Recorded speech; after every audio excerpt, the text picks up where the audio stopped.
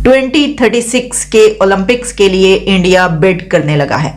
यानी इंडिया ने यह फैसला किया है कि 2036 में ओलंपिक्स अपने कंट्री में करवाई जाए। ये कोई जनाब छोटी मोटी बात नहीं है, ओलंपिक्स करवाना इतना वो हो चुका है। अब तो हम कब होंगे इस लायक कि हम ओलंपिक्स करवा सकें? कोई हिंदुस्तानी प्राइम मिनिस्टर आज तक इतने पैसे डिफेंस में नहीं खर्चा है जितना मोदी में कर गया। वो क्यों कर रहा है? सोचिए तो सही। वो तो अगर वो होता तो और चीजों पे खर्चा और उसको इलेक्टोरल डिविडेंड्स मिलते हैं, मगर सबसे बड़ा एडिटोरियल डिविडेंड्स उस आदमी को, एक हिंदू फैनेटिक को जो मुसलमानों के खिलाफ है, उसको उस वक्त मिलेगा जब पाकिस्तान में एक झड़प में शिकस्त हो। तो इसलिए उसने इतने पैसे खर्चा है। मुल्क में महंगाई का जिन बेकाबू है, लोगों को बुनियादी जरूरियात की चीजें नहीं मिल रही हैं, अद्वियात की कीमतें इतनी बढ़ा दी गई हैं, लोगों का इस दौरे हुकूमत में जीना मुश्किल हो गया। महंगा मिलना तो दूर की बात, यहाँ पर अवेलेबल ही नहीं। बड़ा जालिम है ये। कई बहुत सारी जो हैं वो गिरवी रखे हुए हैं और कुछ जो बाहर बिल्डिंग से मारते हैं उनको भी बेचने की बातें की जा रही हैं। अंदर भी है कि जी क्या होगा, कैसे मुल्क को बचाएं, क्या करें। तो वहीं पर यानी खिड़की के साथ खिड़की, दरवाजे के साथ दरवाजा, गेट के साथ गेट और बॉर्डर के साथ बॉर्डर जुड़ा हुआ है।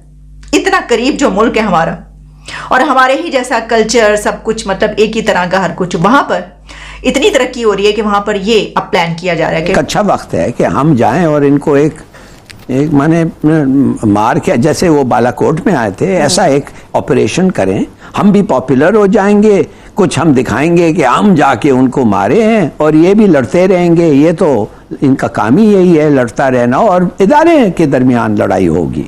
मैं तो समझता हूँ ये इससे भी ज्यादा सीरियस थ्रेट है। ये नहीं है कि एक फायदा उठा ले एक वक्त का।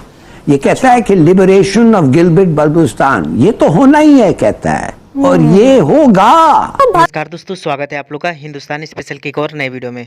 दोस्तों, जब से ये न्यूज़ आई है कि 2036 तक भारत ये प्लान कर रहा है, और कहीं ना कहीं ये चीज़ डन भी हो चुका है कि जो ओलंपिक है वो 2036 तक में जो है वो भारत में होगा, उससे पाकिस्तान को बहुत ज़्यादा मिर्ची लग रही है। क्योंकि दोस्तों जैसे ही ओलंपिक भारत में आएगा तो भारत के लिए बहुत ज़्यादा अच्छा होने वाला है, क्योंकि अभी तक भारत ने कभी भी ओलंपिक को होस्ट नहीं किया है। और ये जब होगा तब पूरी दुनिया की नज़र एक बार फिर से भारत की तरफ जाएगी। और यही इसी चीज़ को देखते हुए पाकिस्तान को ये लग रहा है कि भारत जिस तरीके से पूरी दुनिया को अपनी ओर आकर्षित कर रहा है, आने वाले दिनों में अमेरिका जो है उसके सामने भी इंडिया जो है वो बहुत आगे तक निकल जाएगा। और ये बात सही भी है, क्योंकि जिस तरीके से भारत की पॉलिसी मेकर जो हैं, या फिर जो एस जयशंकर हैं, उन्होंने ऐसी फॉरेन पॉलिसी बनाई है कि पूरी दुनिया जो है वो चाह के भी इंडिया से दूर नहीं रह सकती, चाहे पाकिस्तान ही क्यों ना हो।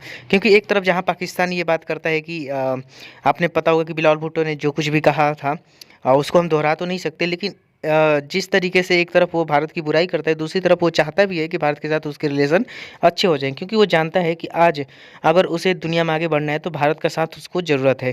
तो चलिए वीडियो में चलते हैं, देखते हैं पाकिस्तानी मीडिया इस पर और क्या बात कर रही है। इकॉनमी की हालत जो है ना बहुत बुरी है, और हम ये बड़े बुरे तरीके से इंतहा डिबाकल की तरफ जा रहे हैं। ये हालात जो हैं ये किस तरफ आप इनको जाते देख रहे हैं? मजीद खराबी होगी या ये कहीं ना कहीं रुक सकती है? सर, मैंने 16 दिसंबर 2021 को हमदर्द यूनिवर्सिटी में एक तकरीर की थी, जिसमें मैंने कहा था कि पाकिस्तान बुनियादी तौर पर दिवालिया हो चुका है, और उसको अब दिवालिया होने से कोई मुल्क खत्म नहीं हो जाता।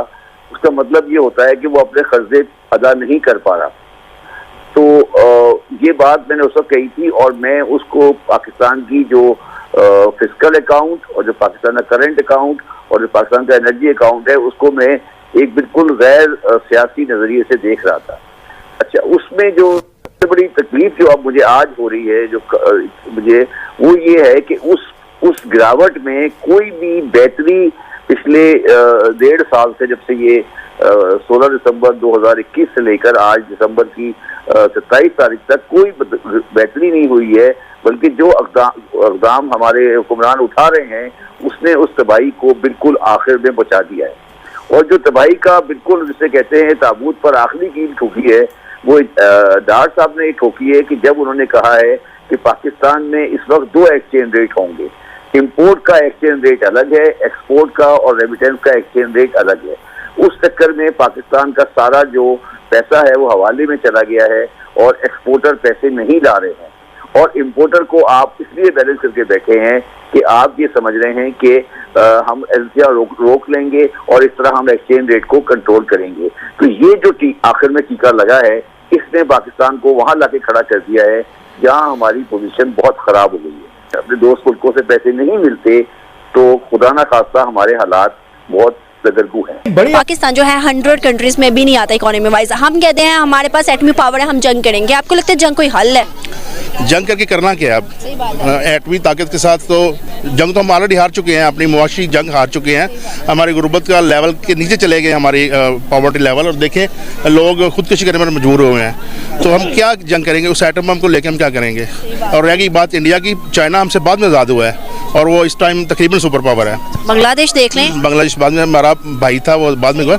लेकिन वजह क्या है? वजह फिर कहेंगे तो खुददार बन जाएगा बंदा। बांग्लादेश ने ये भी क्लेम किया कि भाई हम पाकिस्तान से कोई वो नहीं है, हम पार्ट हैं इंडिया के सिविलाइजेशन का। उन्होंने साफ साफ कह दिया मुस्लिम मतलब। देखें पाकिस्तान के साथ इस टाइम पूरी दुनिया में कोई भी नहीं खड़ा, और उसकी मेन वजह यह है कि मुआशी तौर पर पाकिस्तान कमज़ोर क्यों हो रहा है कि सब पाकिस्तान अगेंस्ट है। हम एक एटम बम को लेके वो भी शायद अब रहे या ना रहे। 2024 में जो ओलंपिक्स होने जा रहे हैं वो पेरिस करवा रहा है, फ्रांस में होंगे वो। पेरिस ये 3rd टाइम करवाएगा, 3 दफ़ा पेरिस का ये हो चुका है, या ये 4th टाइम है या 3rd, मेरा ख्याल है कि 3rd टाइम है पेरिस का। और इससे पहले जो प्रीवियस हुए हैं ओलंपिक्स वो चाइना में, लेकिन चाइना में विंटर ओलंपिक्स हुए थे जो कि एक छोटा इवेंट होता है। इसका बड़ा इवेंट समर ओलंपिक्स होता है जो 2020 में जापान में हुआ था। इंटरेस्टिंग बात यह है कि इंडिया अगर इसके ऊपर बिड कर रहा है तो इंडिया के साथ वो कौन से राइवल कंट्रीज हैं जो ये चाहते हैं कि उनके कंट्री में हो, तो यानी किसके बीच में कंपटीशन होगा। तो इंडिया के साथ इंडोनेशिया और इसके अलावा है साउथ कोरिया और कतर भी। कतर आप जानते हैं उसने अभी फीफा करवाया है, तो वो तो सबसे आगे होगा कि हमने तो फुटबॉल भी करवा लिया, बड़ी कामयाबी से करवाया, वहाँ पर हमने किस किस को बुला लिया, तो अब तो हम ये करवाएंगे। तो ये 3-4 कंट्रीज जो हैं इनमें शदीद किस्म का, बहुत ही सख्त किस्म का कंपटीशन होगा।